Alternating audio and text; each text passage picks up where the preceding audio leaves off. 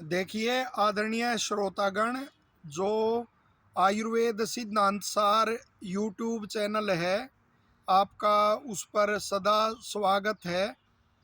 और हम प्रतिबद्ध हैं कि आयुर्वेद संबंधी अति उपयोगी जानकारी सरल ढंग से आपके साथ साझा करते रहेंगे। यदि आपने इसको सब्सक्राइब नहीं किया है इस यूट्यूब चैनल को, तो आपसे निवेदन है इसे सब्सक्राइब कीजिए और वीडियो को लोकहित में ज़्यादा से ज़्यादा शेयर कीजिए, ऐसा आपसे निवेदन है। तो जो जैसे कि आप जानते हैं, आयुर्विंदति इत्यायुर्वेद है कि जो आयु संबंधी सभी विषयों पर प्रकाश डालता है कि क्या आयु के हित में है, क्या अहित में है, आदि सभी विषयों पर जो प्रकाश डालता है उसे आयुर्वेद कहते हैं। और आयुर्वेद का ही अध्याय है सदवृत्त, जिसमें सदाचार का उल्लेख है और स्पष्ट कहा गया है कि आचारा लभ्यते ह्यायु, कि आचार से ही यानी सदाचार से ही मनुष्य लंबी आयु प्राप्त करता है। और इसके साथ ही कहा है सर्वलक्षणहीनो अपि यह नरे श्रीदधानो अनसूयश्च शतम वर्षाणी जीवती, कि सभी लक्षणों से हीन होने पर भी जो सदाचारी व्यक्ति होता है वह 100 वर्ष की सुखपूर्ण आयु भोगता है, लंबी आयु वह भोगता है। यहाँ सर्वलक्षण का अर्थ लगाएंगे कि चाहे उसके पास धन नहीं है, विद्या की कमी है, रूप की कमी है, लेकिन फिर भी यदि वह सदाचारी है तो लंबी आयु वह प्राप्त करता है। और सदाचार का जो क्षेत्र है वह बड़ा व्यापक है। इसमें जो और इसको कहते हैं आचार रसायन, यानी सदाचार का पालन करने वाले को भी रसायन सेवन का लाभ होता है।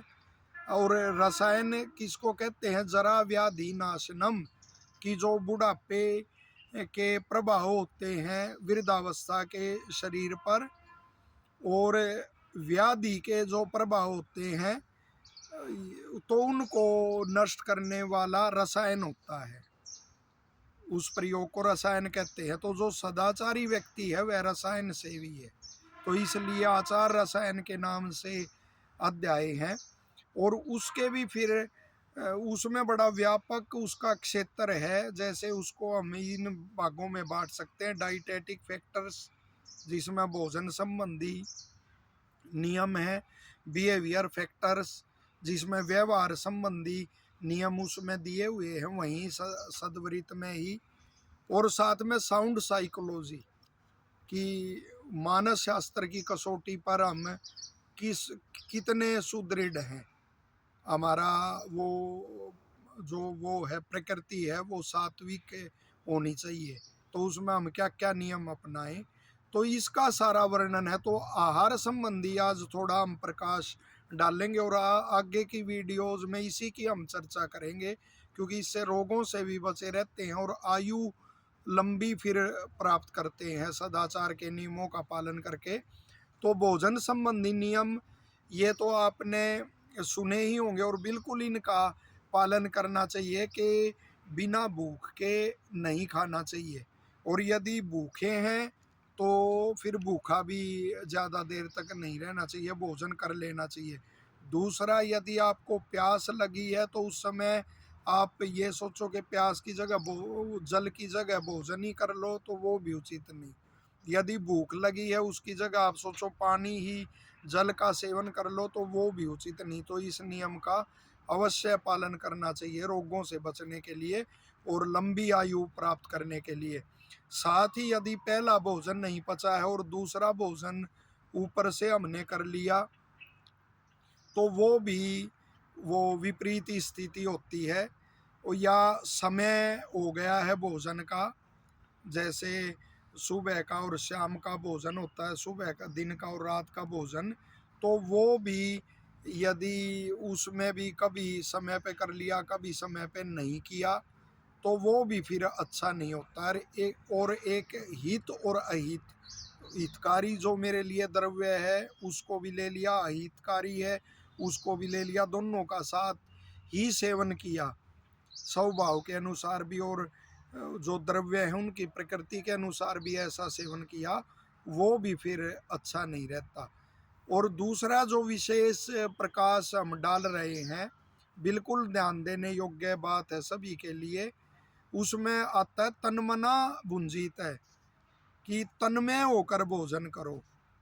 ये बहुत कम कर पा रहे हैं। और किसी को भी आप यदि देखोगे, यदि वह भोजन एकांत में करता है और तन्मय होकर भोजन करता है, तो उसका स्वास्थ्य अच्छा मिलेगा। स्वयं हमने भी ऐसे वो देखे हैं युवा साधुओं में भी, और वैसे भी गृहस्थों में भी हमने देखे हैं कि जो भोजन करते हुए बिल्कुल एकांत में बैठा हुआ और तन्मय होकर भोजन कर रहा है, तो उसका स्वास्थ्य बड़ा अच्छा मिलेगा।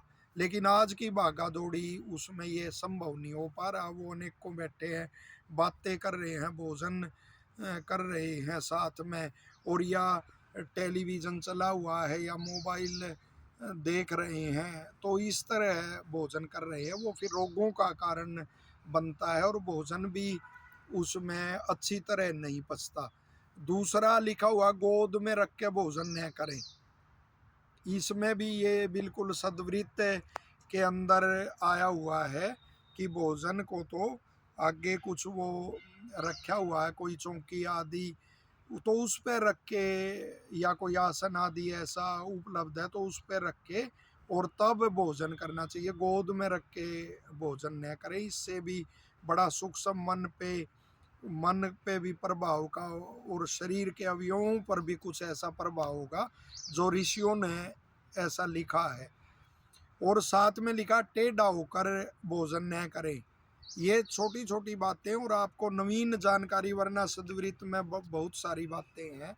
टेढ़ा होकर भोजन न करें, ये देखा गया यदि भोजन सीधा बैठ के आप कर रहे हैं, उधर टेलीविज़न या कुछ और वो चल रहा है और उधर देख रहे हैं आप, तो टेढ़ा बैठ के वो भोजन नहीं करना चाहिए, सीधा बैठ के ही भोजन करें। और साथ में वो ऋषि लिखते हैं कि दूध और घी, ये मैं अपनी बात नहीं कर रहा, ये ऋषि हैं जो आयुर्वेद के, वो कह रहे हैं कि दूध घी का नित्य सेवन करने वाला रसायन सेवी है। तो दूध और घी का नित्य सेवन वो करना चाहिए। और भोजन, जैसे भोजन किया है आपने, तो उसके बाद कुल्ला अवश्य करें। भोजन के बाद यदि आप ये जो सूर्य चंद्रमा आदि इनको देखना उसके झूठे मुख से ही या अन्य कार्य करना, तो वो भी वो सदाचार के विपरीत फिर माना गया है। तो ये आज थोड़ी बहुत जानकारी भोजन के संदर्भ में आपको दी, और सदा सात्विक भोजन और 2 समय ही भोजन करने वाला, और जैसे नित्य सेवनीय में भी आता है कि ऋषियों ने लिखा गेहूँ है, जौ है, मूंग को बड़ा अच्छा माना गया है, दालों में वो श्रेष्ठ माना गया है, सेंधव नमक आदि ये नित्य सेवनीय भी लिखे हैं। तो उचित मात्रा में और 2 समय इनका सेवन करने वाला वो स्वस्थ रहता है। और भी इस विषय में हम जानकारी, ये लंबा हो जाएगा आज, तो उसमें जानकारी इस विषय में, सद्वृत्त के विषय में जानकारी आपके साथ साझा करेंगे। आशा है कि ये जो जानकारी है आपको उपयोगी लगेगी और लोक हित में आप इसे शेयर करेंगे, साझा करेंगे। धन्यवाद।